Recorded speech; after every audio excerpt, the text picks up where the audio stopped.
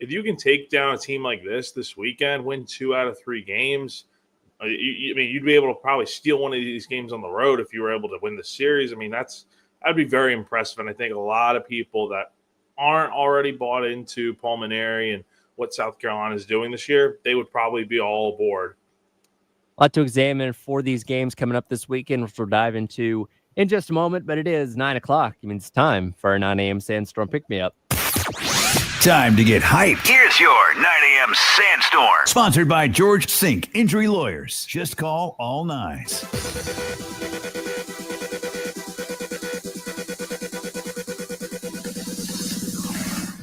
It is time for your 9 a.m. Sandstorm Pick-Me-Up, brought to you by South Carolina's largest injury law firm, George Sink Injury Lawyers. If you've been hurt in the car or at work, call George Sink now at 803 all nines. Again, a huge series this weekend for Pulmonary's crew as they get set to take on the rivals from the upstate. And I don't know about you, and you've obviously been covering this team for the past couple years as well, Jack.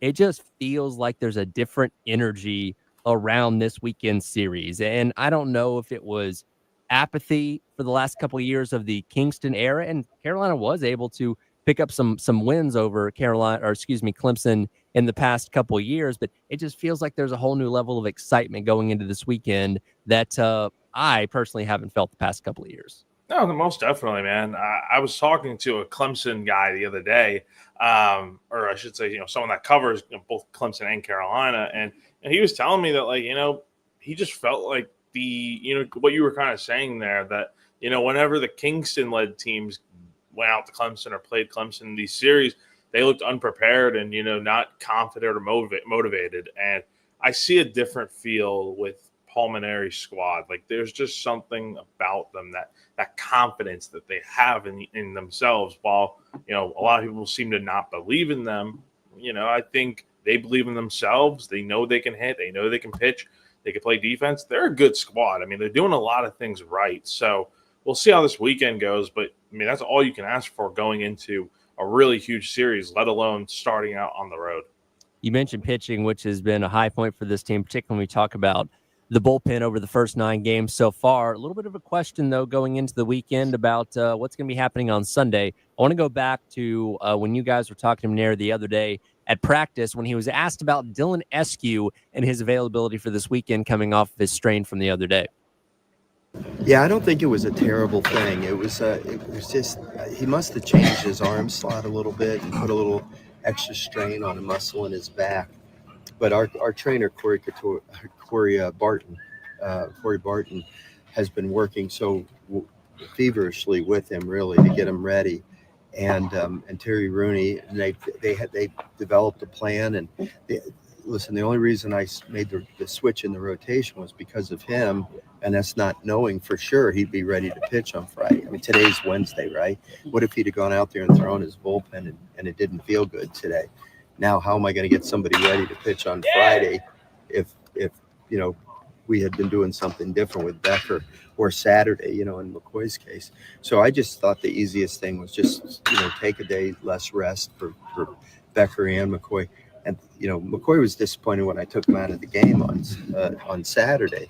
And then, I had to explain to him after the game that the reason I did it was because I didn't want to stress his pitch count too much, knowing that he was coming back on one less day. So once he understood that, but I didn't want to tell him it before the game. I wanted him to be totally focused on the game. I wanted him to be mad that I took him out of the game. So again, that was 2 days ago, and the indication at that point in time was that Eskew would be starting on Sunday. However, yesterday when the team rolled out their graphic for the rotation of the weekend, you had Becker on Friday, you had McCoy on Saturday, but TBA on Sunday. Now that doesn't mean that Eskew's not going to pitch, but perhaps a small little hitch in something. Maybe you woke up sore yesterday or not feeling 100% just yet. They are not ready to officially commit and say he's going to be the guy on Sunday yet. Yeah, that was what Maneri, listening back to the audio, that's what he had to say, is that, if he woke up sore or if something was up, then, that'd be the only reason why he wouldn't pitch on Sunday. So I think, Maneri had come out and said it publicly that he's going to pitch on Sunday.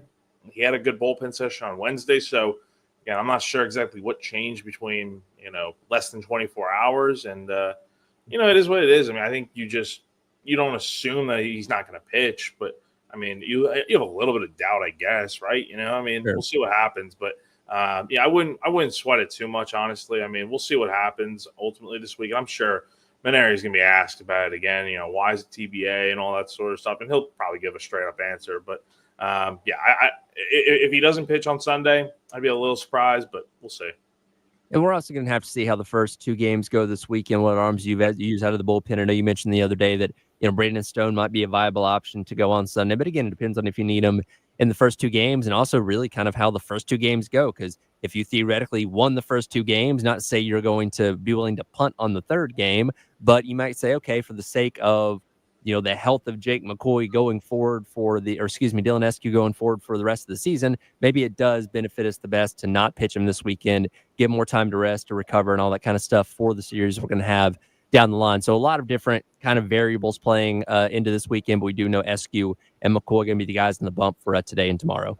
Yeah, that's definitely what I would do there. I mean, look, you're going to have Becker tonight. You have a good chance to win with him at any time on the mound. I know it's on the road, and I know Clemson is a tough team to play at home, but you have your best chance with your what I think is your ace on the mound. And then tomorrow, who knows? I mean, look, McCoy, if he's locked in and his command is just pounding the zone, he's as hard to hit as anyone. And it's the same deal for Clemson, though. They got Ethan Darden on the mound tomorrow. I mean, that's been their best pitcher so far. And then Sunday, like you said, I don't like punting in baseball, but I do get it from the standpoint of if you're already up 2 games in the series and you have a chance to sweep, you don't necessarily need to throw Dylan on the mound and get him more hurt because he's supposed to be your ace right now. So I would feel confident in a guy like Stone trying to prove himself, give that opportunity to someone else maybe. But again, we'll see how it looks by Sunday. But it wouldn't be a bad idea if they were in that type of situation.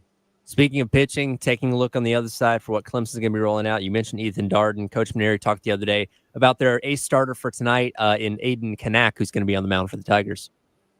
I've heard good things about him. He's obviously got a good arm, and he's a veteran pitcher, and he's a real competitive guy. So, we're going to have to match his competitiveness. There's no doubt about that. We're going to have to go in there and be tough outs and make them work. And when we get good pitches to hit, we can't miss them, so he's going to be a definite challenge. And then the 2 lefties will be a big challenge as well. Saturday and Sunday, their bullpen's going to be a challenge. But I think our guys are going to be a challenge as well. So that's what happens when you put 2 good teams on the field. You can break it down any way you want, but at the end of the day, it's whatever teams play the best, compete the hardest, and come through in the clutch situations. But I very much expect them to be 1-run games. And I know Clemson won the 2 1-run games last year. Let's see, if we have 1-run games this year, hopefully we'll have scored 1 more run than the other team. And for Aiden Kanak, in his time at Clemson, he's a guy that gives up a fair amount of hits, but the runs across the plate are something that he usually keeps to somewhat of a minimum. But in his 2 starts so far this year against Oklahoma State and VCU, in 9 innings pitched, he's surrendered 8 hits and given up 6 total runs, including 3 home runs. So he's struggling a little bit out of the gate, and we'd certainly love to see that happen continue tonight. That means South Carolina can hopefully get some very much needed runs across the board early. Yeah, but this is also a guy that, is going to strike out a lot of batters and not walk a ton. I mean, you go back to his stats last year. I mean, 108 strikeouts as a freshman, 29 walks, and that was a little bit of an issue at times. You go back to his start against South Carolina in the 3rd game of the series, or I should say the Sunday game of the series. He went 5 innings, gave up 3 runs. I remember he gave up a home run to Cole Messina, but also walked 3 and struck out 5. So, yeah, I mean, look, he's not off to a great start this year, but again, this is a guy that, 15 strikeouts, 3 walks. He's keeping those free passes down. If that's kind of the case tonight, South Carolina, they've shown that they can walk a lot and not strike out a ton. Something's got to probably give tonight. So you just hope they're able to put the ball in play, and it's finding holes. Elsewhere, you said Ethan Darden starting again coming up tomorrow through 10 innings pitched so far this season.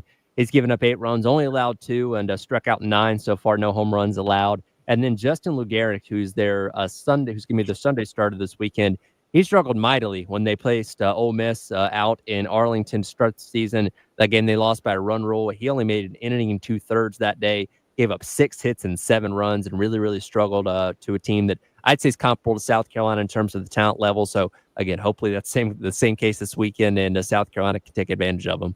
Yeah, Clemson's been in a weird spot this year with their Sunday guy because Dane Moeller was pretty much lined up to be their Sunday guy. Then he had an injury right before the start of the season, and he's out for the year. So that first weekend out in Arlington on Sunday, they had to pitch like 7 or 8 guys, and it just led to a lot of runs being given up in that Ole Miss game. And they haven't really seemed to find that type of guy yet. We'll see what they get this weekend.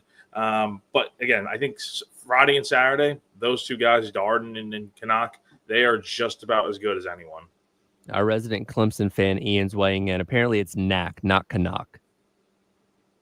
It's definitely Canuck. I've heard everyone say Canuck. Like, I mean, I like you talk to Clemson people, they say Canuck.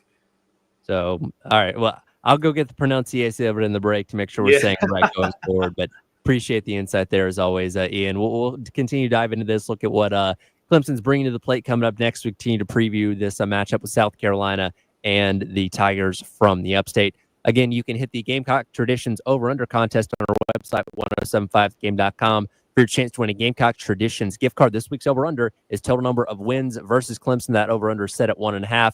Make your guess on 1075game.com, again, for your chance to win the Gamecock Traditions gift card there with the over-under contest. It is the Extra Point, Tyler Head and Jack Beltry, along with you on your Friday here on the game.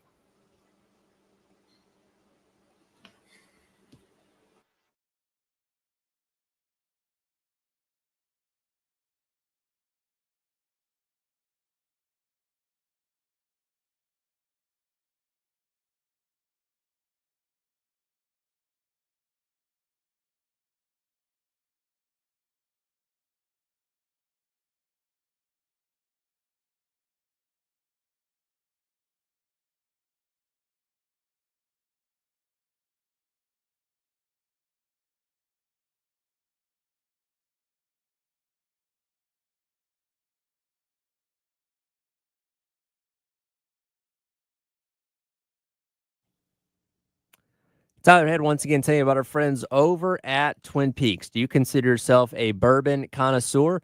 Well, at Twin Peaks, they are proud to offer an exclusive and extensive bourbon collection that is truly second to none. Some incredibly rare bourbons, whiskeys, and tequilas. Plus, you can also check out their barrel selects that are handpicked by their team and bottled just for you. And then doesn't just stop there.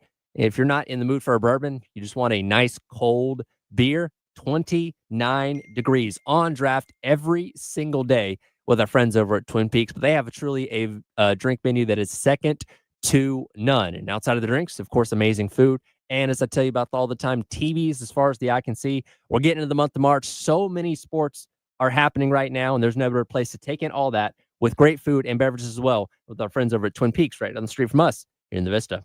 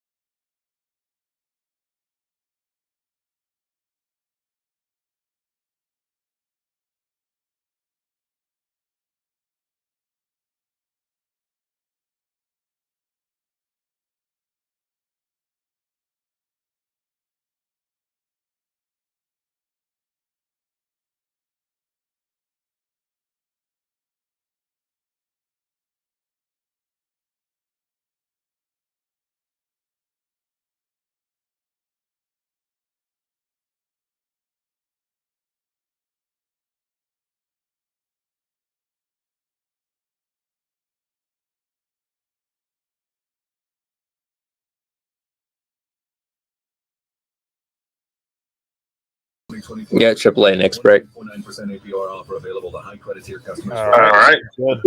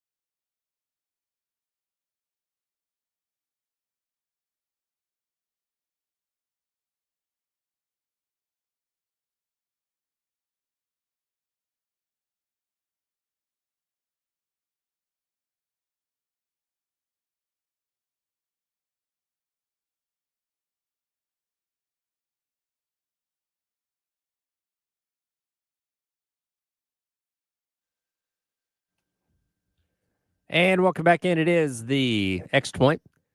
Tara and Jack Beltry along with you here on your Friday on the game, getting you set for South Carolina and Clemson for the weekend series.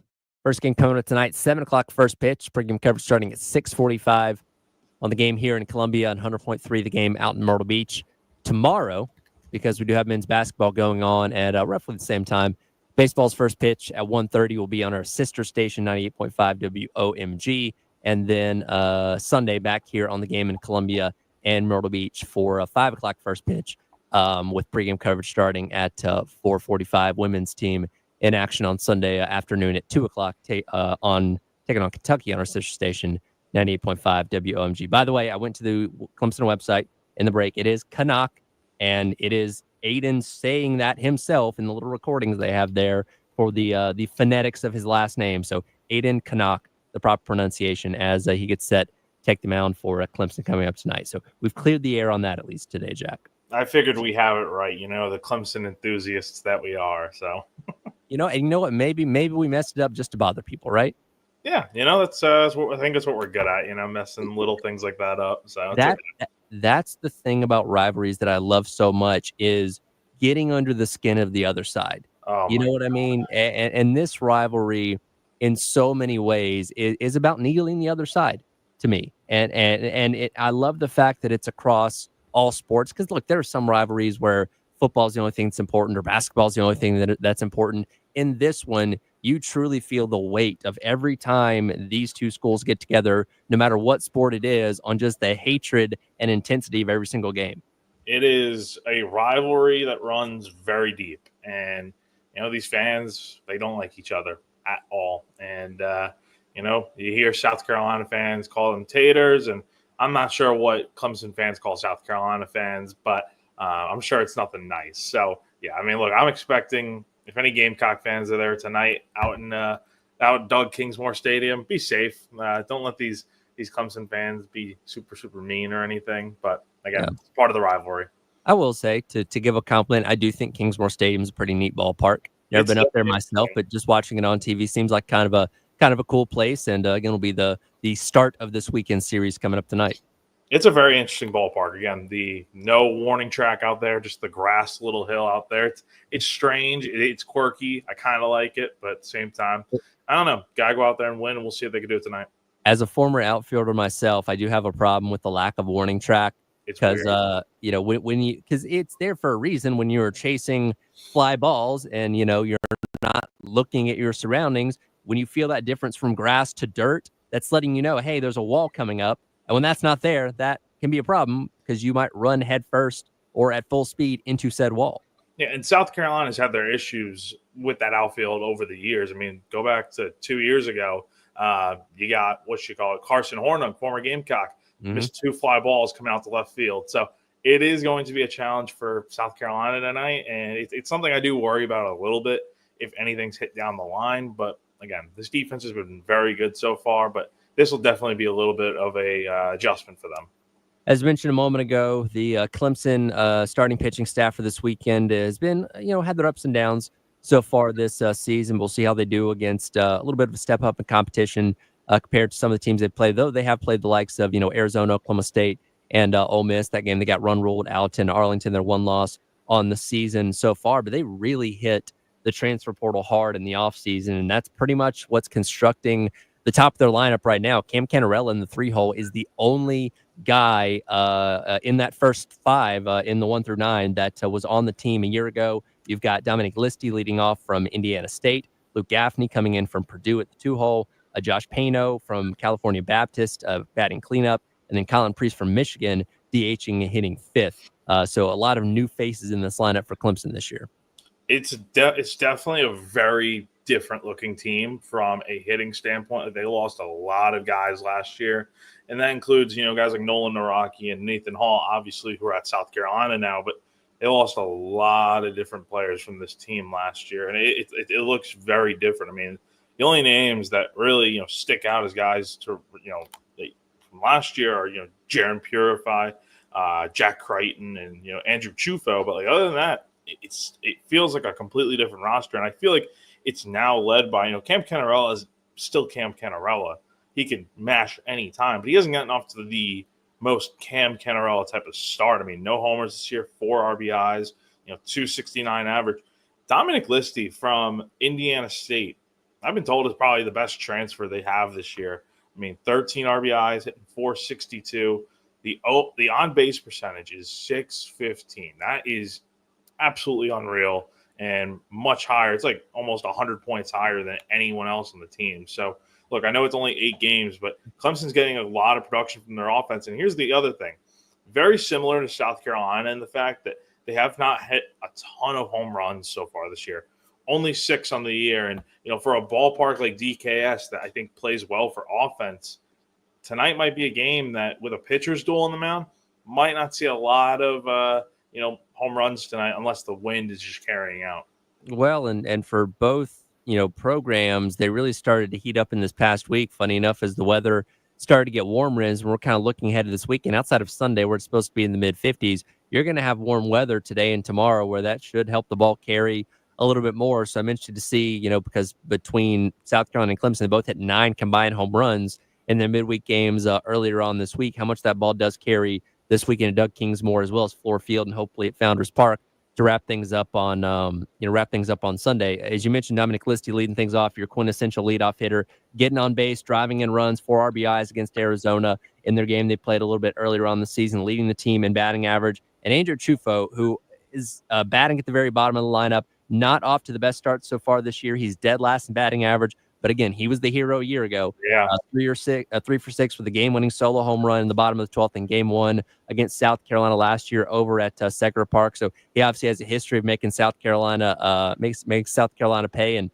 we'll hopefully keep him in check this weekend. Yeah, he's a guy that is, bottom of the order. I mean, look, this Clemson lineup, it doesn't matter where you're hitting. I mean, you're going to be able to hit. It's pretty much – that's where I feel like it's kind of even between South Carolina and Clemson because I think they got good lineups 1 through 9. And, look, when Cam Cannarella isn't hitting the best, you have so many guys around him, like, Josh Pano and, Dominic Listy, like we said.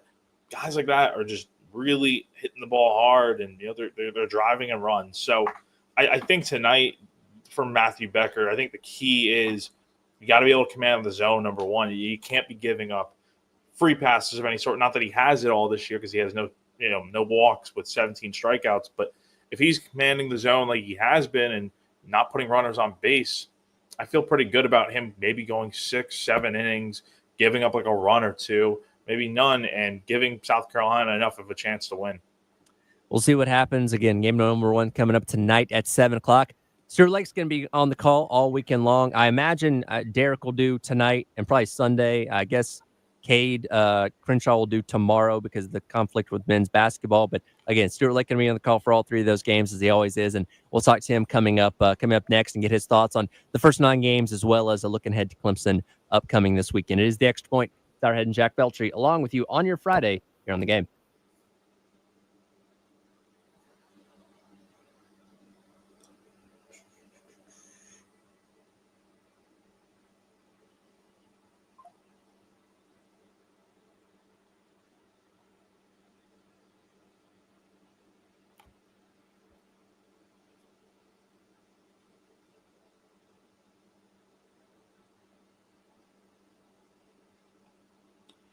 Everyone around here knows that AAA Heating and Air has the best HVAC replacement options in the Midlands with guaranteed financing, no payments or interest for 12 months, and a 15-year parts and labor warranty. They're tough to beat when you need a new system. But here's the big question. What if your system just needs a simple repair? Well, AAA has something for you too. If you're strapped for cash, they offer up to 12-month payment plans with no credit check on repair services. Yep, that's right. No credit check. All you need, just have a valid bank account and own your home. So whether you're replacing or repairing, AAA Heating and Air has you covered. You can give a call today and get your comfort back. And again, you'll be very glad you did.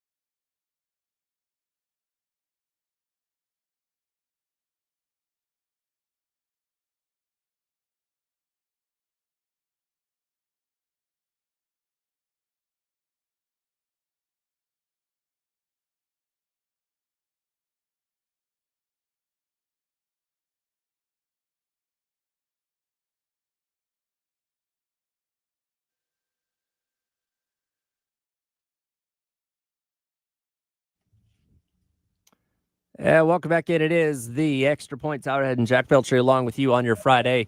Of course, what we're talking about all day long here is South Carolina and Clemson getting set to square off on the diamond this weekend, tonight in Clemson, tomorrow in Greenville, and then wrapping the series up on Sunday over at Founders Park here in Columbia. Here to give us his insight on everything happening with Gamecock baseball, be on the call all weekend long, the great Stuart Lake. Stuart, appreciate you joining us as always this morning. I think the last time we talked to you was right before the season began. 9 games in, undefeated so far, seen a lot of good things, still some things to improve on. What's your assessment of how these first couple of weeks of the season have gone so far? Yeah, again, always love getting on with y'all. 9 games in, it seems like it's amazing kind of how slow the season gets that field going. Feels like we've been out there a little bit more. But I think the pitching staff, I thought going in we were going to be pretty good pitching and defense. I've been really impressed up to this point what our pitching has done. I mean, I'm looking at numbers as they're kind of comparing us this weekend with Clemson. And, boy, our staff, you put the numbers up against anybody right now. Infield defense, I think, has been very strong. A few of those errors, I know Ethan Petrie would love to have a couple of those back because if he did, our fielding percent would be even higher. And then offensively, like all of us, kind of was wondering a little bit when's the power coming, and then Tuesday night happened. And you get 5 home runs that jumping out of 12 home runs on the year already. And compare that back, Clemson's only got 6. So I think we're starting to really kind of fill out who we are as a team, and I'm really excited to see how they match up this weekend with Clemson. What's up, Stuart? It's Jack here. You mentioned Ethan. He's gotten off to a very solid start, as we all know this year. But what are you seeing from his at-bats at the plate? It seems like he's hitting the ball as hard as anyone. I mean, that game against Queens last week where he made the 2 errors also had that 113-mile-an-hour rocket to center field that got held up because of the wind. But he's been hitting very well this year. What are your thoughts on how he's looked so far? Jack, I have been so impressed. We've all watched when guys junior year and they know, okay, this is my chance for that next level. Sometimes just not be who they are, get really tense in their bat. Ethan has impressed me so much. I mean, he has just come out. I've used the term on the radio a lot. He's just been so unselfish in his at bat. He's driven the ball to right center, which he does so well. He hasn't been pull happy. He could have easily just said, hey, I'm going to chase Justin Smoke's home run record this year. You guys have fun hitting singles. He has not done that. He has just been to me up through this point, he's hitting 452, a complete hitter. And that, if I'm a scout out watching him, if his stock wasn't already high, it's higher. What he's showing at first base now, I think he's gotten really comfortable there. We all know he can run out in right field and do a great job there. So I'm impressed. This junior year sometimes can be that, oh my, here's a draft, but it has not done that at all with Pat.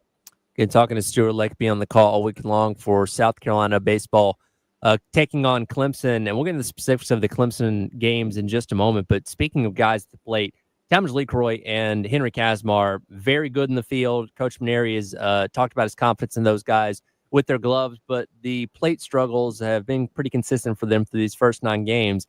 As a coach, how do you approach guys that haven't quite clicked it in gear after a couple weeks into the season? Yeah, and, those 2 guys are in the positions that what they're doing defensively you almost can live with. If they were the outfielder or first baseman that you need hitting for power, you'd really be concerned. But what they're doing at their positions defensively is why you can kind of write that name in the lineup and not go, is this going to be an out? It's not going to be an out because what Henry and Talmadge do so well is they find ways on base. I joke sometimes, I think Talmadge LeCroy could get on base twice if he never took a bat to the plate.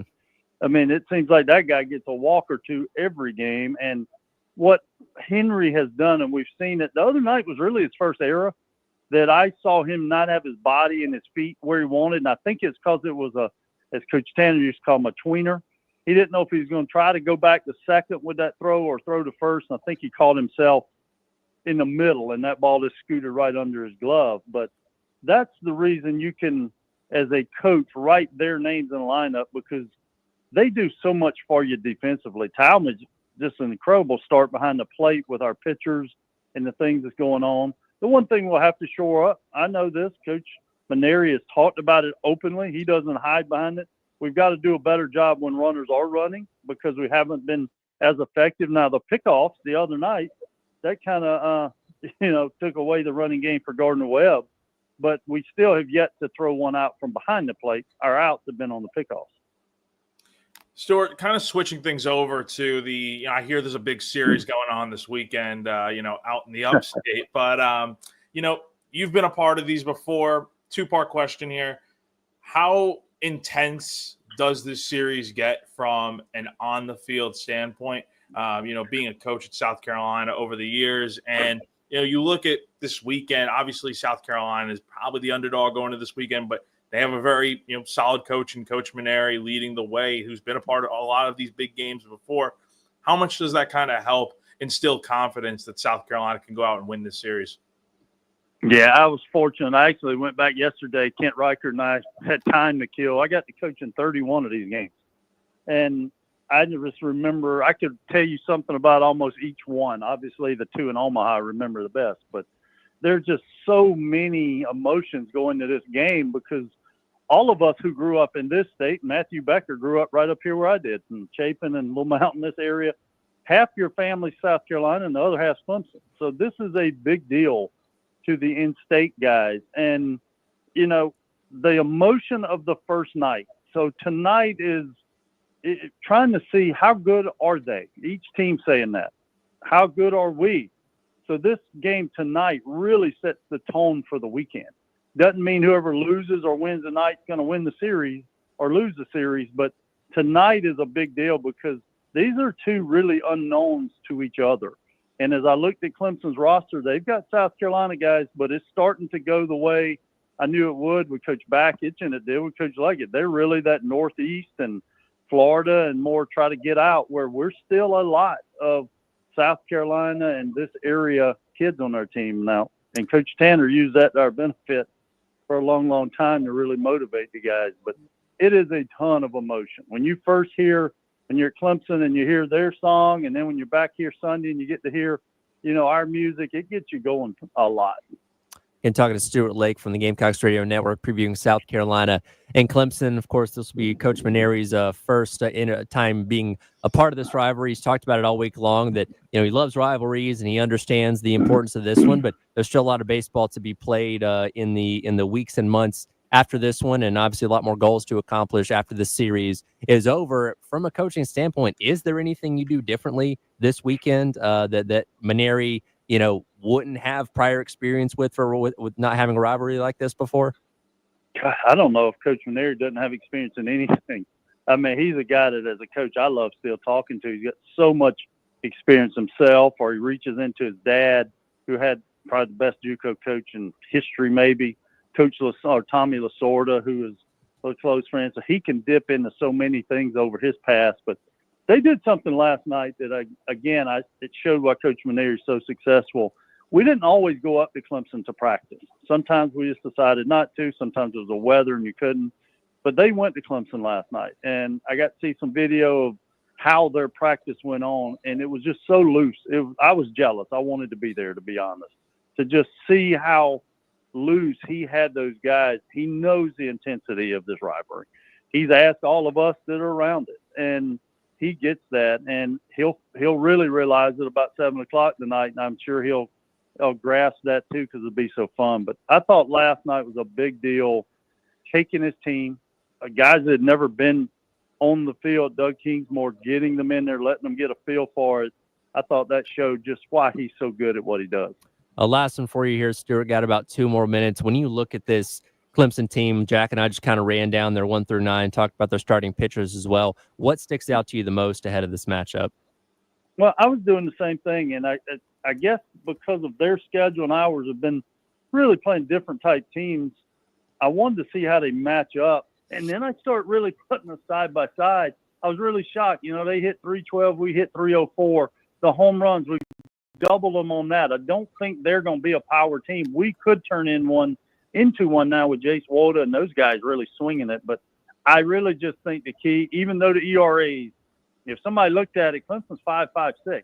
They're way better than that on the mound. I promise you. They had, Kanak had that one bad start and those numbers jumped up. That dude struck out 15, only walked 3. So I just think tonight's going to be a matchup of, I say it a lot, who keeps that number under the errors at 0 or just at minimal, and who takes the extra bases. We've done such a great job this year of staying out of double plays by running, going first to third. It's going to be a game that I can't imagine is more than a 6-5 or 7-6 kind of field game, maybe even not that much. So I think it'll be the starting pitching, and then we get to see what our bullpen and theirs really is in this kind of intensity. Should be a fun one. Looking forward to it, and I can't wait to hear you guys on the call all weekend long. Appreciate it as always, Stuart. Thank you, guys. Love being with you and excited to get to be a part of it. Absolutely. Stuart Thanks, Lake on Stuart. the Gamecock Radio Network. Thanks, And guys. again, we'll continue to talk about this game all day long, and they'll be on the call tonight with pregame coverage starting at 6:45 and first pitch at 7 o'clock here on the game in Columbia, as well as 100.3 the game out in Myrtle Beach. Jack, it's not just this game going on this weekend. A lot of Gamecocks out at the NFL Scouting Combine in Indianapolis. We got the first look at a couple of them last night, and we'll talk about that coming up next to wrap up hour number 1 of the Extra Point. Tyler Head and Jack Beltry along with you here on the game.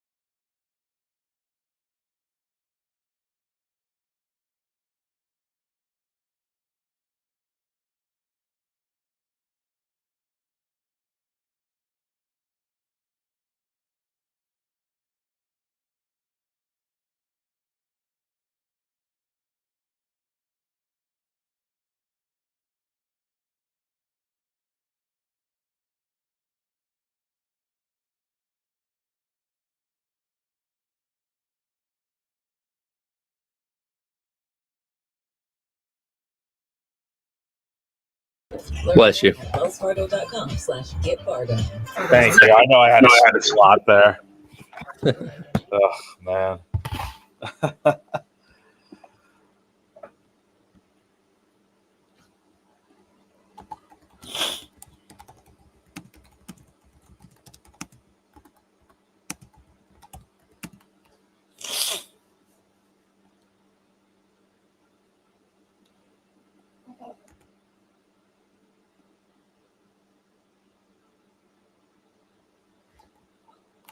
And welcome back in. It is the Extra Point. All right, and Jack Beltry along with you here on the game. We'll get Jack's final thoughts ahead of the South Carolina Clemson matchup here in just a moment. By the way, if you want to sign up for the Palmetto Citizens Federal Credit Union Grand Slam giveaway, go to 1075thegame.com. And for your chance to win, Jace Woda won somebody $150 last week with his Grand Slam in Game 1 against Milwaukee. And if another Gamecock hits a Grand Slam this weekend, you can win. I'm trying to do the math in my head. $100 tonight, or $150 at the end of the weekend, because $25 gets added to the pot each and every game. So you can go online to 1075thegame.com and sign up if you have not already. Not just this game series going on this weekend, a lot of Gamecocks up in Indianapolis at the NFL Scouting Combine. 11, one of the most well-represented teams in all of college football this year, which again speaks volumes to what South Carolina was able to accomplish this past season. Last night, linebackers and defensive linemen got the opportunity to run through some of the preliminary drills, and some pretty solid performances for some guys led by Demetrius Knight, coming in as one of the top 10 fastest linebackers, tied for 6th overall, running a 4.58 40-yard dash. Yeah, and he was doing it in the Scrooge McDuck cleats, which were pretty sick. Those are pretty cool. I like those. Those were cool, the gold color and everything. Yeah, no, like, it's not a surprise. D Knight is, a great player, good dude. And, it's not a surprise at all to see him run pretty quick down the line. And look, 40s, I don't think – I feel like the value of them, really, what is it other than just being quick? I think there's other drills at the Combine that are probably more important, but everyone seems to love the 40 time and stuff. And, it's good to see D Knight run a good one. Yeah, and look, no team is going to draft you purely off of what you do with Combine, or they shouldn't. That's not good scouting in the NFL. It has to be what you do on the field, backed up by what you do in these individual drills. And for a guy like Demetrius Knight, we saw him. He played with his hair on fire. He was all over the field, sideline to sideline kind of guy, and seeing numbers like that with his 40 time certainly back that up. Oh, most definitely. Like, look, he'll get drafted alone, like you kind of said, on the fact that he's just a great football player. But like a weekend like this, it can kind of help push you up a little bit on draft boards, because you're doing it in front of, like, what you did during the regular season stuff. You're doing that in front of scouts, obviously. But this, coaches, GMs, any big time names in football are going to be in Indy this week. And to be able to do stuff like that in front of them, they're going to be impressed. Like, they're going to have their notes and stuff. And D Knight running a 4.5, it's going to be in there. And obviously what else he does out there. So we'll see how it goes. But again, this is usually an opportunity for guys, not just D Knight, but even guys that may be on the borderline of not being drafted at all, have a chance to improve their stock a little bit here this week.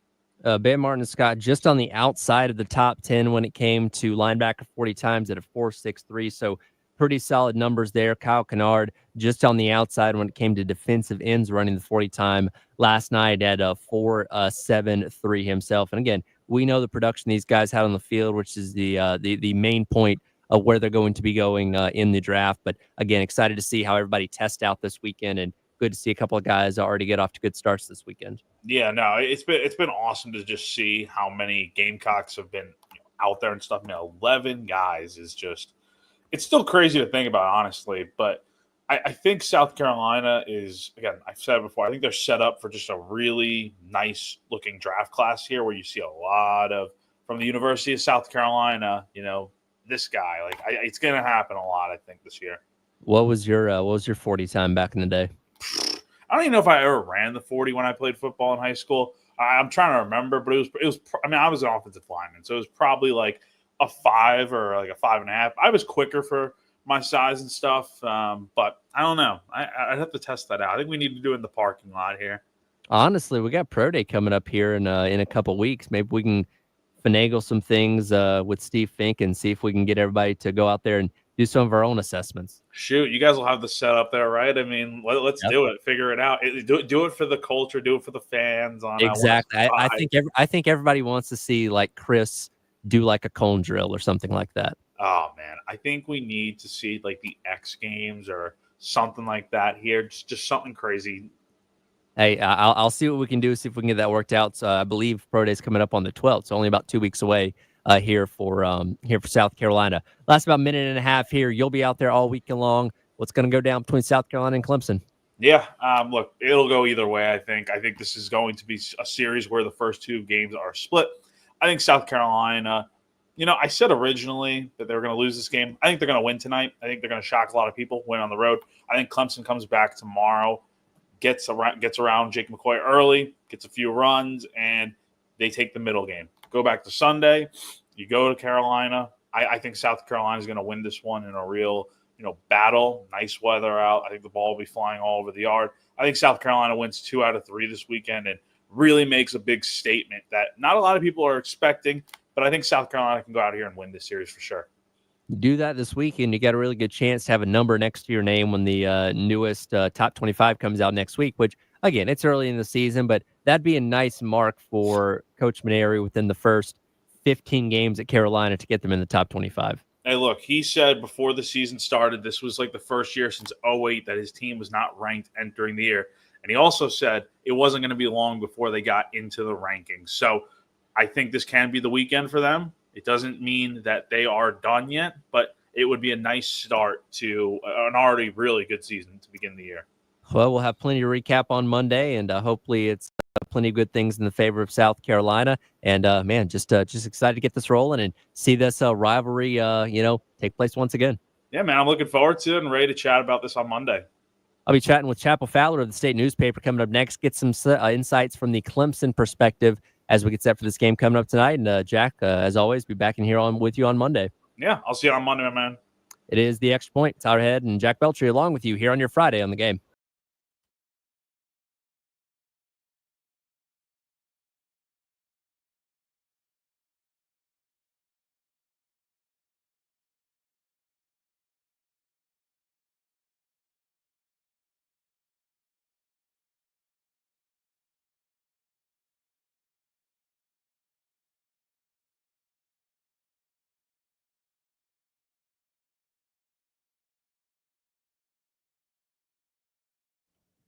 Tyler Head here once again telling you about our friends over at Canty Foundation Specialists. Fortunately, as I'm looking at my weather app right now, a lot of sunshine over the course of the next couple days. But when I look at Wednesday, that little rain emoji does pop up as we'll get some rain coming back through the Midlands. And if you have an open crawl space under your home and recently experienced a storm, you might have standing water under there. That high humidity and condensation can create all sorts of problems in your crawl space, like mold, mildew, can invite pests like termites in there as well, which you obviously do not want. And it can even compromise the air that you breathe in your home because about half the air in your home does come through your crawl space. That's where our friends at Canty Foundation Specialists come in. Go online to schedule an appointment today at cantycanfix.com. They'll send a professional out to your home to evaluate your foundation and crawl space problems and get them fixed so you and your family can live without worry going forward. Again, go online to schedule an appointment today at cantycanfixit.com.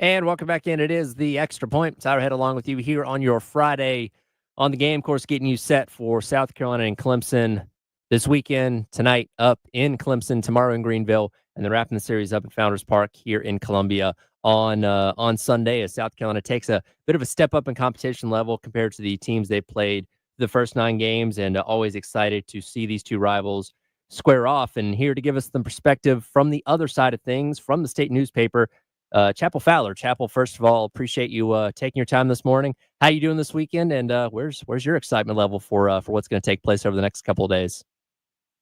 Yeah, good morning, guys. Excited to be on, and I'm very excited. This is kind of the turn from maybe a slower 2 or so months on the sports calendar to a very busier one with baseball and basketball, and spring practice starts about 5 hours at Clemson's football facility across the road before the baseball game.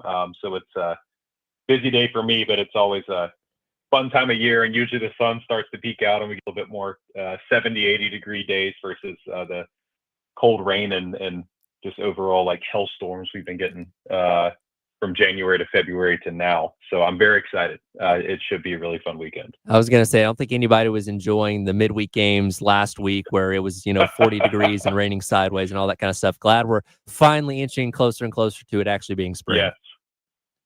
I'm with you. Obviously, this is a big rivalry, no matter what sport is being played, but baseball is its own unique and special thing. And, just kind of in the way we've been talking about it in the weeks leading up to it, there's kind of a different juice and energy around it this year. And I think that a lot of that has to do with Paul Maneri coming in his first year here at South Carolina. From the opposite perspective, is there anything added to this game from the Clemson side of things because Maneri is now coaching for South Carolina? Yeah, I think it's interesting. I went to UNC Chapel Hill, so I keep up a lot with how they handle their rivalry games, like with NC State. And you see a really different approach with, say, like a Roy Williams versus Hubert Davis. Roy Williams was very outright about want to beat NC State. This is a rival. This is NC State. This is important. With Hubert Davis, it's more every game's important, that type of stuff. I'll say, I didn't really cover much of Monty Lee. And I was not here for Leggett or anything, but I will say Eric Bakich has been very direct and embracing this weekend as its own beast. Not shying away from saying that, yes, we know every game's important and this is just one weekend of our season, but this is a really important weekend. So he is very intentional about kind of bringing the juice and publicly saying, hey, this is important for us. So I think they can always get up for this one. I think having the Friday game at their place, just with the rotation of the series this weekend, is a pretty big way to kick things off. And I'm sure they're kind of looking at that game tonight as kind of the opportunity to get things going. But yeah, I think they're always fired up. But you got some Clemson transfers on the other side. Again, it feels like it's crazy how much that happens nowadays. I know. But yeah, I think they're fired up. But I will say, in my experience covering Bakich, he has always been very consistent in saying, like, hey, this is special, this one matters, even though it's early, and has not tried to do any sort of, hey, this is 3 of 60 games.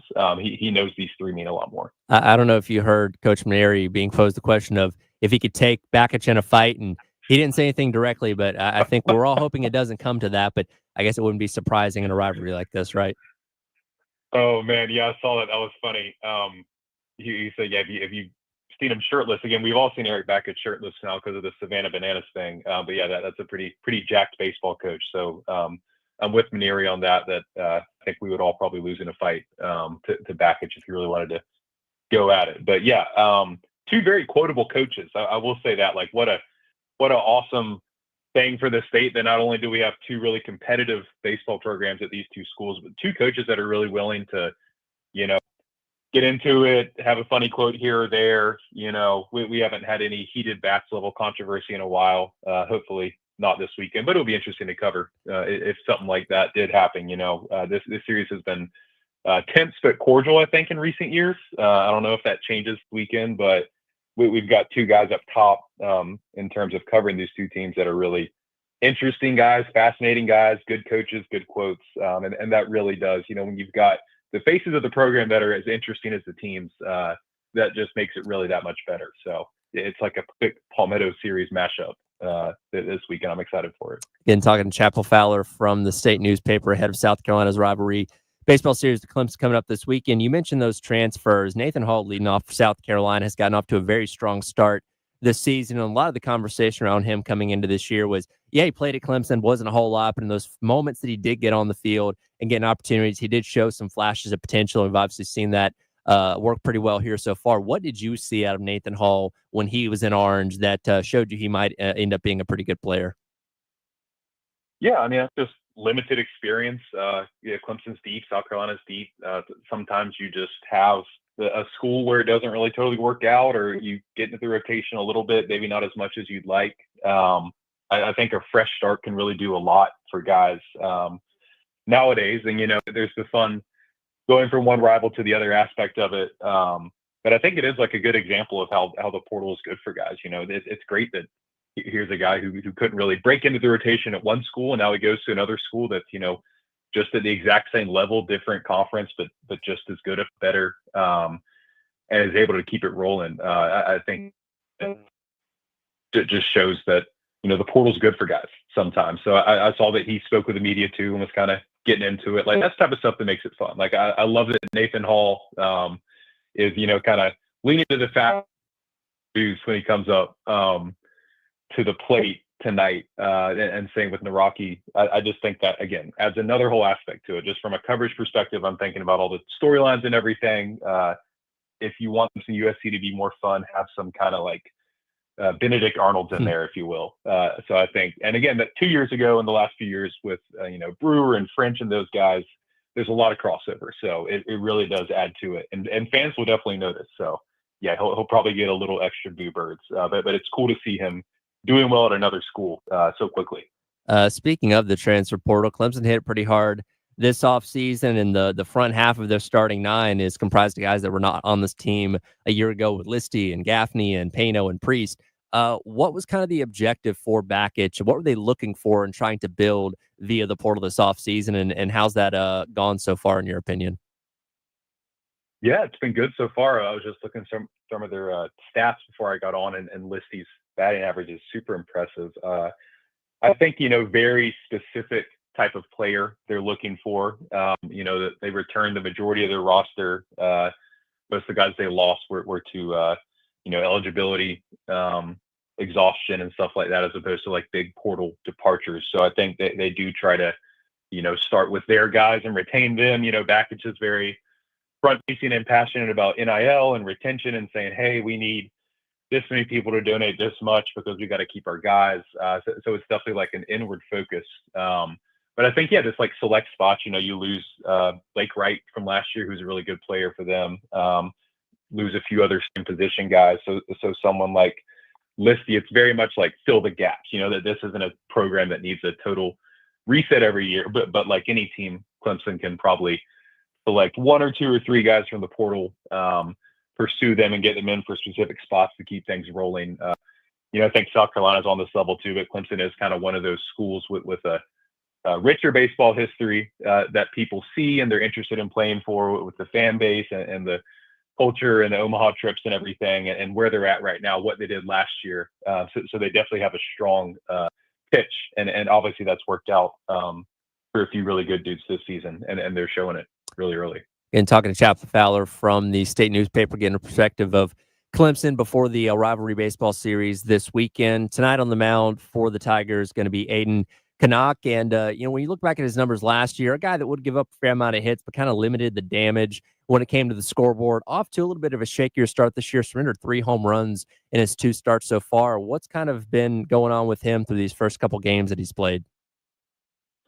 Yeah, I don't know. Maybe just some early season jitters. I think as the season goes on, he's their best pitcher by far. Did a lot for them in the tournament last year. I'd imagine those numbers will kind of even out a little bit. I think one of those starts was in the Globe Life Field Invitational. I guess that's one point that Clemson maybe had on South Carolina heading into this one. Usually at this point, the teams have played about 7 to 8 to 9 apiece, both against lesser opponents. That's most of the case this year, but Clemson has gone down to this invitational in Texas and played. It was 2 top 25 teams and then a third power conference team in 3 days. So I guess maybe you could attribute a little bit of the struggles from Canuck there just to the fact that he's playing Oklahoma State and not God, who they play last year. I don't know, Stetson or Long Island or something. One of these Northeast teams that come down because they can't play baseball up in their stadium otherwise at that time of year. So I think maybe that's a positive for Clemson going into this. The fact that they went down there, got challenged early. Usually this weekend is kind of that first, playing somebody relative to your level of competition challenge for both ends, and they have a little bit of a leg up there, pitching and otherwise. At the same time, their bullpen really got hammered in the last of those 3 games, which I'm sure is a concern heading into this weekend too. But yeah, I'd say maybe the early competition for him, and there's some early jitters that have kind of played a role in that. But he's definitely their ace, and I'd imagine just over time the numbers flatten out a little bit more to what we saw last year. I was going to ask you, the one blemish on the resume so far is that 15-5 run rule with Ole Miss out there in Arlington. You said the bullpen was a big problem there. It kind of walks through everything that went wrong in that game and why that was such an issue for Clemson. Yeah, I think more than anything else, like they kind of had a change in rotation and stuff because they had a guy, Dane Moeller, suffer a season-ending injury that was expected to maybe be like their Sunday starter, right? Or one of these guys that would rotate in. So they were kind of like piecemealing together a lineup. I'm looking at the box and I was 1, 2, 3, 4, 5, 6, 7, 8 pitchers in a run rule game. So it's not like they even went 9 innings. I think that's something that every team, like that's not a unique challenge to try to manage your bullpen. I feel like at some point after 1 or 2 pitchers, baseball becomes just such an offensive game, and the other team, I mean, when you see those mound visits coming out over and over, like you kind of know you've got a team right where you want them. So you can just lose a game like that sometimes. Sometimes it just gets completely out of your control and it's just kind of wash. And that's what happened on that Sunday. I think Clemson definitely left Dallas, Arlington area that weekend feeling good, with those 2 ranked wins to start. But I think that bullpen situation right there was kind of a microcosm of what they probably need to manage and will try to manage this weekend. And it'll be interesting to see how the Sunday game goes specifically for that. Because, yeah, they really did lose a guy, like a random injury in preseason that was supposed to be, maybe their Sunday guy. And replacing that definitely takes a while. So. He is Chapel Fowler from the State Newspaper. Appreciate your insight as always. And, man, we're all excited to see what happens this weekend. Sounds good. Appreciate you having me. And, yeah, it should be a fun one. So y'all enjoy it. I will, too. Absolutely. And, again, things get started tonight coming up at 7 o'clock. Pregame coverage starting at 6:45 on the game here in Columbia, as well as our affiliate out in Myrtle Beach at 100.3. The game tomorrow, a 1:31 pitch on 98.5 WOMG, and wrapping the series up on Sunday, 5 o'clock. Right here on the game in Columbia and in Myrtle Beach as well. Women's basketball getting set to wrap up its regular season coming up on Sunday against Kentucky. In action last night, taking on Ole Miss out in Oxford. Talk with our guy, Joe Machika from thebigspur.com. Get his insight and everything going on with Don Staley's crew. Coming up next, it is the Extra Point. Tyler Head along with you on your Friday on the game.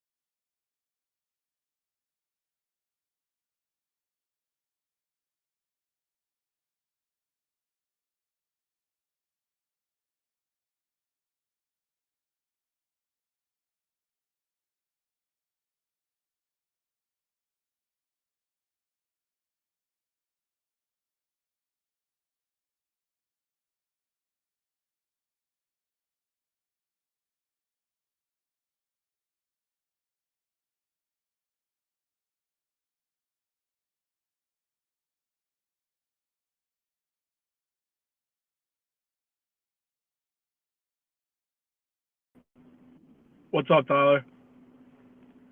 What's happening, Joe? Not much. Good to be here. Very cool. We're on the live stream today. Gotcha. Sounds Cool. good. Sweet. Late one last night. Yeah, I know, for real. I was gonna say Chapel Fowler, tough act to follow. But no, last night late one. I know 9 o'clock's a little aggressive, but we got the job done. It was good. I cannot stand 9 o'clock tips on men's or women's. I don't like them. Agreed. Got to do away with them. Because that makes my job harder. Yeah. I had to get all the dawn stuff this morning when I came in, which I mean, there's not a lot of it, but yeah. Dang, yeah, that's not fun.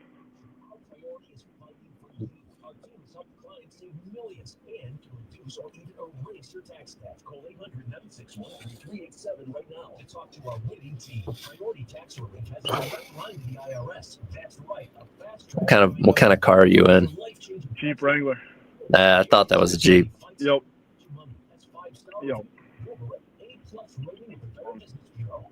Radio hits are just better in the car sometimes. Yeah, I would say the backwards hat and the sunglasses scream Jeep. Yeah. Unfortunately. Yeah. Pretty easy to nail there. And then, I mean, you can see the soft top. Yeah. Oh, yeah. So.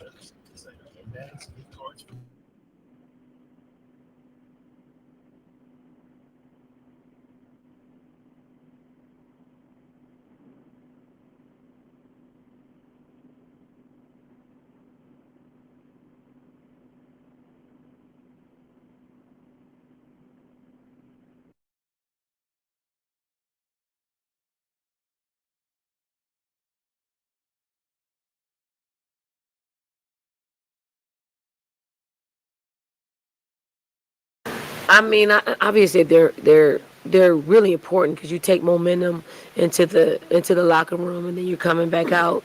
You know, you don't know what kind of momentum you're gonna have. You know, I think we just struck first, and when we did, we found a way to keep the crowd out of it. I mean, great crowd today. I think they were ready. I mean, they were loud when they went on a run because I think we were up by 7 in the first. Yep. You know, and that's what it is. It's a game of runs. And we were fortunate to have ours at crucial times where we can gain some momentum, you know, before halftime and then after. Welcome back in. It is the Extra Points Hour ahead along with you here on your Friday on the Game. That, of course, was Dawn Staley last night talking about her team's victory over Ole Miss. And when you look at the final score, you think, you know, they won 75-59, seems pretty routine. Ole Miss made them sweat for a little while, especially in those last couple minutes in the first half. Dawn alluding to there, they were down 31-30 with 2:51 to go. Went on a nice run to close the half and to start the second half, and ended up up by a score of 44-35. 3 minutes into the second half, and were able to manage the gap from there. Joining us as always on Friday to talk about women's basketball, Joe Machika from thebigspur.com. And I won't lie to you, Joe, I started, it's one of those things like the game starts the way you think it is for South Carolina, get off to a pretty decent double-digit lead, then Ole Miss comes back, and you're looking there at halftime like, ooh, this could end up going a little bit sideways. But again, second half a lot stronger for Dawn Staley's crew, and they pick up yet another conference win as we get closer to the end of the regular season. Yeah, Tyler, it was a big win on the road for this squad. You know, it was one where they saw their two forwards, their two veteran forwards. I don't know if it's fair to call Chloe Kitts a veteran since she's an early enrollee. But yeah, she stepped up big along with Sanaya Fagan. 22 points from Sanaya Fagan was huge. And then a triple double from Chloe Kitts. Big stuff on the road in Oxford. So yeah, your vets stepped up when you needed it most. And then, I mean, Dawn was talking about momentum in that clip that you played earlier. I mean, it's huge to get those forwards rolling.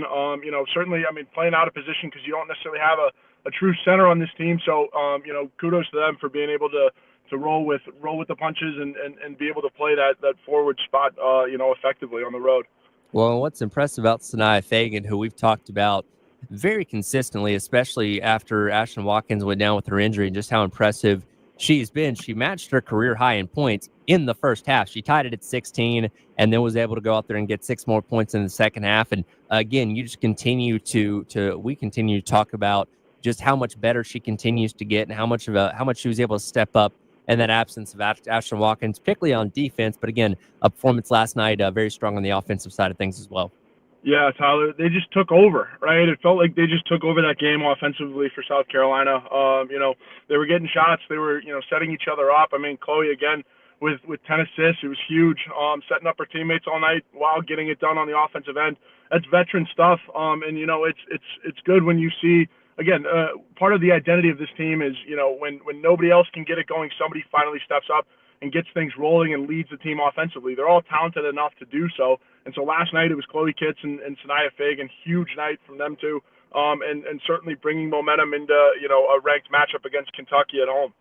And you're looking on the defensive side of things for Sanaya Fagan. The past couple of games, she's not been as consistent when it comes to her blocks. Only one over the last 3 contests, 5 last night. It's kind of getting back on track there. That is her second highest total the entire season, one behind the win against Texas that they had back at the beginning of January. So again, just a well-rounded player, and seeing it again on display last night. Massive night from Sanaya Fagan on the defensive end. You needed it. You know, Ole Miss had some forwards that were going to challenge this team, but you know, Fagan stepped up big, and then, you know, was able to get it done on the offensive end. Defense, you know, defensive ability, defensive stops translate into offensive momentum. We've seen it with Full Wiley. We saw it last night. I mean, with Kitts and with Fagan. So it's huge when this team starts getting things to go on the defensive end. Just watch out on the offensive side because it's going to be fun to watch. I enjoyed seeing Chloe Kitts, who was obviously very aware of her only needing the one more assist to get to the triple-double. And I thought it was cool that the bench was keeping her up on that, because I didn't really know, like, you know, what Dawn Staley wanted to know about that and wanted to get in her head or whatever, but they were letting her know what was up. And as soon as she dished that last assist, I think it was to Fagan, who scored the layup there, she immediately starts pulling on the jerseys like, I got it. All right, take me out. I'm good. I'm spent now. Yeah, that was cool, because again, when you have a player that's gonna, you know, that has the potential to achieve that, you obviously want to give her the chance. And so, yeah, kudos to the bench for keeping everybody updated, because, you know, I know Dawn's focused on a lot of the plays and stuff like that, and, you know, as a player, you're just focused on the next play. And so, you know, shout out to the bench for keeping track. And yeah, it was big for Kitts, big night for Kitts, big night for Fagan, and again, all of the momentum in the world go for those two going into Kentucky. And whenever Carolina plays, there's always one or two players that kind of shine brighter than the rest. And the whole team obviously does a really great job. And Joyce Edwards kind of gets lost in the shadows last night. She only had 10 points, went 3 of 9 from the field. A bad game considering what we usually expect out of her. But again, that speaks to how just a great player she's been in this freshman year, that 10 points is a disappointing night for her. Yeah, absolutely, Tyler. You know, Joyce, she had like 1 point till the, you know, end of the game, and then she, you know, Dawn gave her a chance to get what was hers, and I mean, she came out firing when she got the chance. She realized what she was doing wrong, and, you know, credit to Joyce for being able to get in there and you know, end on a make, essentially, right? As basketball players, I don't know, Tyler, if you've ever heard that, like, you always want to leave the gym on a make. You want to leave it on a positive note, and so Joyce was able to do that last night. So shout out to her. And then, you know, being able to, you know, that's part of it, right? Like, some nights it's not going to be your night, and then somebody else is going to step up, but, you know, be ready for the next night. I mean, this league has elevated, and there's a lot more parity in women's college basketball this year for sure. Yeah, this league's definitely elevated for sure. We got one more game coming up this weekend, taking on Kentucky over at Colonial Life Arena on Sunday. It'll be senior day to honor some seniors playing their last regular season game, because, of course, you're probably going to have the opportunity to play some games at home when the tournament begins as well. And with that, and we'll jump into this coming up on the other side, the latest projections, at least going into last night, bumped South Carolina down, but that didn't really last very long, as they seem to be right back to one of those number 1 seeds, which we'll get into coming up next. It is the Extra Point.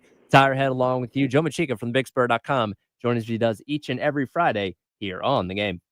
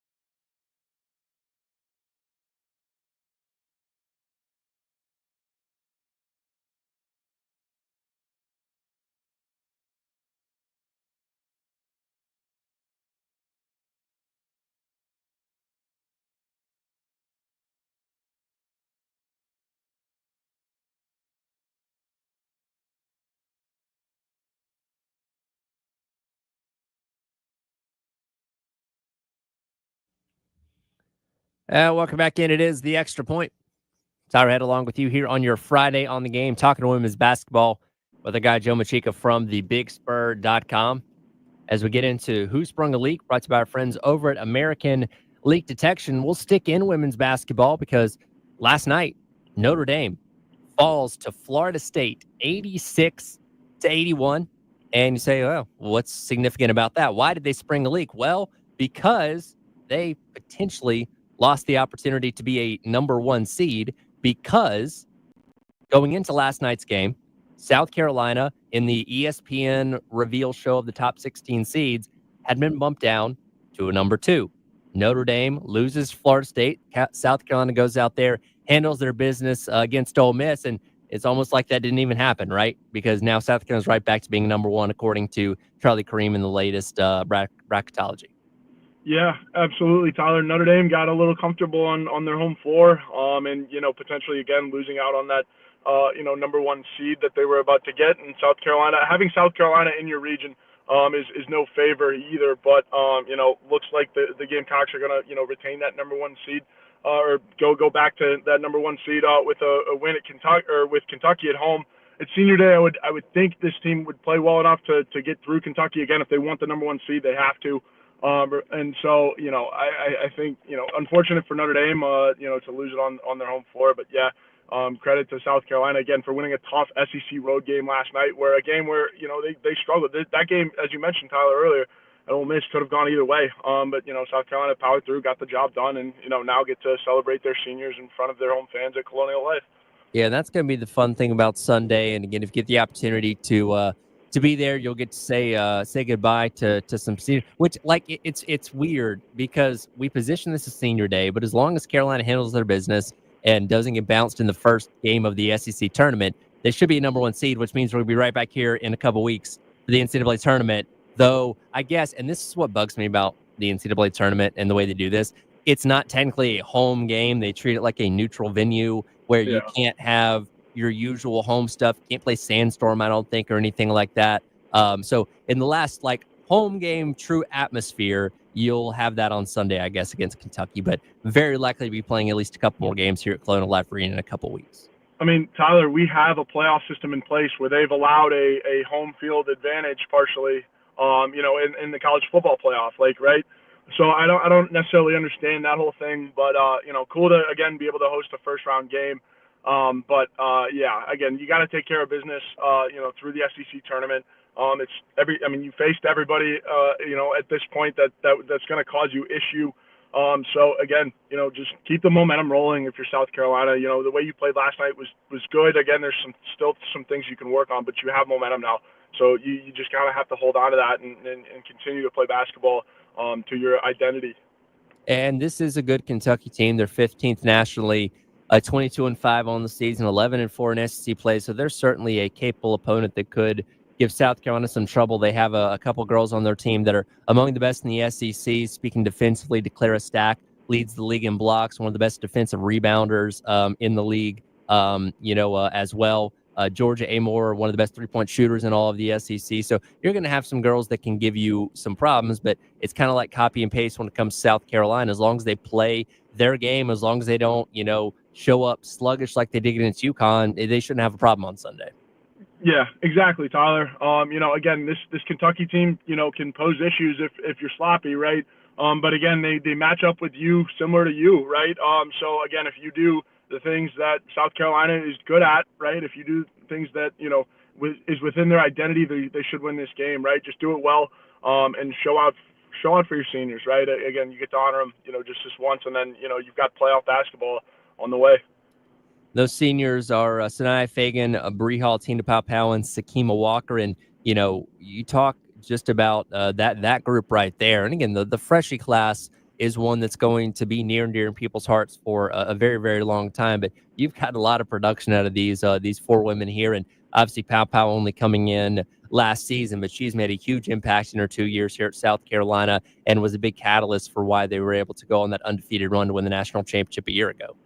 Yeah, absolutely, Tyler. It's going to be a chance to give all of these seniors their flowers. Again, Powell being able to come back and go have one more stab at it, and big piece on last year's championship team. So I think the playoff experience and the veteran experience of this team is going to pay dividends when they start seeing some real playoff basketball with the SEC tournament, and then the NCAA tournament also close on its way as well. So it's going to be a lot of fun for basketball and for this team too. Got to be playing a lot of important basketball. So again, got to keep the momentum rolling. Got to keep playing within the identity and certainly within the capability of this team, especially with everything that they've learned through the ranked games, as many good opponents that they've played to this point. And I mentioned last year going undefeated, winning the national championship. Their biggest scare of the entire year came in the SEC tournament, where they had to rely on Camila Cardoso hitting one of 2 3-pointers she made in her entire college career to elevate them past Tennessee in the semifinals to go on and play LSU and ultimately win yet another conference tournament championship. So it's not going to be easy. And again, that team went in there undefeated a season ago, and we kind of expected them to roll through and not have any issues. This team comes in with 3 losses, one of those being in conference play to a team in Texas who you very likely could be matching up with before it's all said and done. But by the way, if Texas wins on Sunday and Carolina wins, we still get the coin flip. They were talking about it last night. It's the double-sided coin with literally the icon of both teams. Does Greg Sankey flip that? I don't know what that process is. Yeah, I'm not as well informed as on the coin flip as I should be, but yeah, it's an exciting way to break the tie and whatnot. And at the end of the day, both teams are gonna play basketball and line it up. They should see each other, I would think, unless LSU goes on some kind of run at the end of the SEC tournament. So we should see part 3 of Texas and South Carolina. But yeah, I don't know, Tyler. Again, this team, it's control your own destiny season, right? The age-old cliche with March, but this team certainly will control its own destiny. Again, probably playing Texas that 3rd time, and then we'll see what lies for them in the NCAA tournament.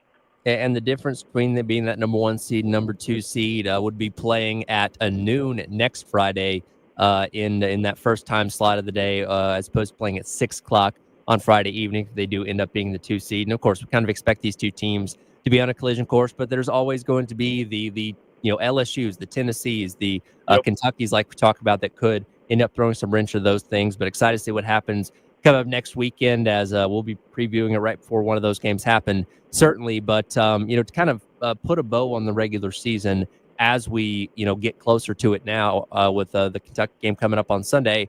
Obviously, it has ups and downs. You had some tough losses. The UConn game, still fresh in everybody's mind from a couple weeks ago, is just an anomaly of things that you don't expect to see from Don Staley's crew. And I said this the other week. That was the first time, or this is kind of the first time in my time here covering this program, that I had an inkling of doubt as we get into the month of March and the tournaments and all that kind of stuff, that, hey, maybe they can't make it all the way. I give the benefit of the doubt to Don Staley, but it's clear that this team does have issues when they don't show up and play their best game. And you've had 3 teams this year that have been able to exploit that.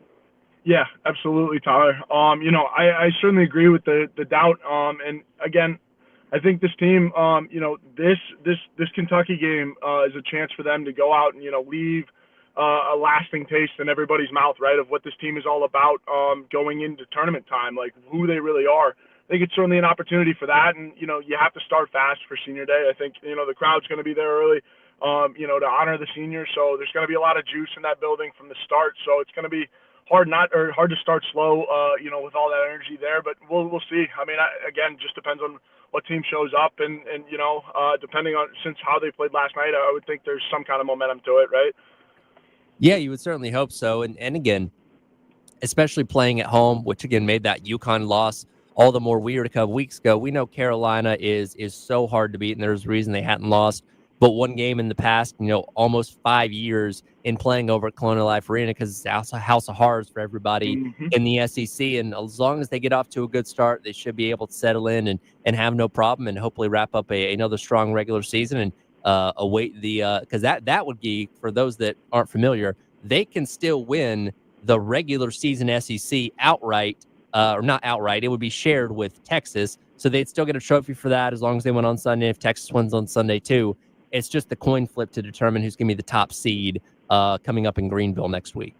Yeah, Dawn had mentioned she doesn't necessarily like sharing, though. So unfortunate that, again, both teams, if they win out, it's going to be a shared SEC title. But, Yeah, crazy that it's coming down to a coin flip. These wrinkles and all these rules, and yeah, you would hope Commissioner Sankey gets to flip it. I was gonna say you don't really even get to pick heads or tails, just whichever Yeah. one lands Which on side? your logo. Like because what is it? I think heads is technically heavier, and it's like what 51% of the time it's heads or something like that. I don't necessarily know much of the coin flip physics. I guess are you sending the coin to the winner? Well, I don't know if The you. SEC keep it, they throw it in a museum or something like. Well, I would think because I don't know because they showed it last night on the broadcast. I would assume because look, coins are not things that you can just make easily. I'm assuming Yeah. this is like a coin with stickers on it that they can Interesting. just kind of slap together really quick and and say, then have it all right, BD. exactly, where it's kind of easy. I don't think you're going off and having a new coin minted just for this purpose. I would, if I was Don Staley and we won the coin flip, got the number 1 seed and proceeded to win the entire thing, I would want the coin to put in the case alongside the tournament trophy, right? Yeah, you would think the winning, like if whoever wins the coin flip and say they do win out, yes, absolutely, you want it as a trophy, and I would think you would get it upon request. But yeah, we'll have to see. I'm a superstitious person anyway, so I would take that coin once I've won the flip. I would keep it in my pocket if I was Don Staley, and maybe that's your good luck charm to get you through all of tournament play and win another national championship. Yeah, I don't think you need to be superstitious. Maybe just a little stitious to have that one for you. But yeah, I like the idea. I say, unlike Michael Scott, I'm not a little stitious. I am very superstitious. Yes, absolutely, very superstitious, and it's tournament time, as you should be, Tyler. It's the best time of the year. Yeah, it absolutely is. The March is a phenomenal month, and obviously the men's team not going to be doing too much in the month of March this year, so it's going to be all women's basketball from here forward. Yeah, absolutely, Tyler. Excited to be here for give you guys coverage for all that and the tournament runs and all that. Should be an exciting couple of weeks here. Absolutely, and again, this time next week, I'm sure you'll be in Greenville covering this thing, but we'll check in with you, getting set for either an early game or a late game, whatever the coin decides for South Carolina and Texas. Yeah, I know, Tyler. Tails never fails, man. So I mean, hopefully South Carolina gets the benefit of the doubt, and it's a later game. But then I don't know. Is it rush versus rest? Do you want the earlier game? Do you want the later game? I don't know. It just depends on what time I guess your players are used to getting up and active and going. So we'll see, and we'll look forward to talking to you next week about all that. Yeah, absolutely, Tyler. Appreciate you having me as always. Absolutely. He is Joe Machika from thebigspur.com covering all things women's basketball, and they wrap up the regular season coming up on Sunday as they take on a Kentucky 2 o'clock tip over at Colonial Life Arena with pregame coverage starting at 1:30 with Brad Muller on our sister station 98.5 WOMG. Men's basketball, they're still playing. They have a game tomorrow afternoon taking on Arkansas over at Colonial Life Arena. We'll dive into that, let you hear a little bit of what the Lamont Bears had to say last night on Carolina Calls as well. Coming up next, it is the Extra Point. Tyler Head along with you on your Friday here on The Game.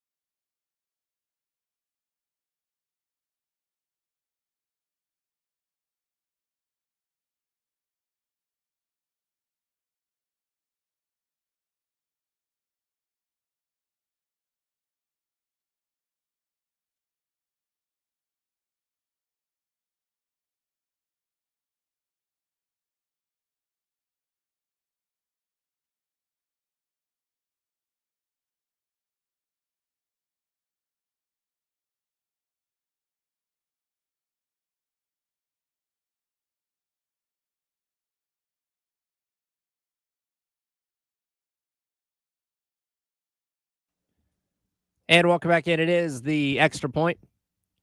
Tyler Head along with you here on your Friday on the Game. Loaded weekend. Of course, baseball taking on Clemson. Women's basketball wrapping up its regular season. Ashley Chastain's Woodard softball team going on the road to take on number 8 Duke. And then there's men's basketball.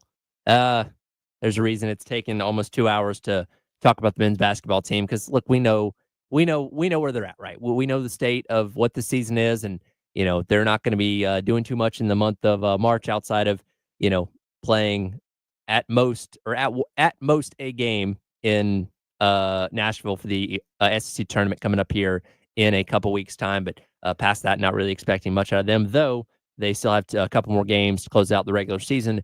Take on Arkansas tomorrow, Georgia next week, and then Tennessee next Saturday to wrap up the regular season. That tip tomorrow against Arkansas is at 1 o'clock. Pregame coverage starting at 12:30 here on the Game in Columbia, as well as 100.3 the game out in Myrtle Beach. Last night on Carolina Calls, Coach Paris did give his scouting report for the Arkansas Razorbacks. I normally dive in hard today and start game planning, but I watched it last night more as a casual fan, right? Kind of that has a little more interest than the average guy. But I watched them play. They've dealt with some injuries and some things. It's so funny that you mentioned as you take over a team, you say he had to start from scratch. You say he got to, right? He got to start from scratch. Right. He got to start from scratch.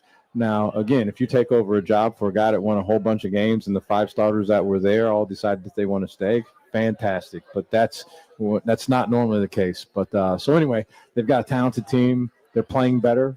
They got off to a rough start, but they're playing much better. Yeah. And so it'll be a good challenge for us, and hopefully the guys are ready to go. Yeah, back to. Of course, he's referencing John Calipari, who's in his first year coaching out there at Arkansas after such a long career out there at Kentucky. And to say the least, this is not what the folks out there in Fayetteville thought the season was going to be for them necessarily.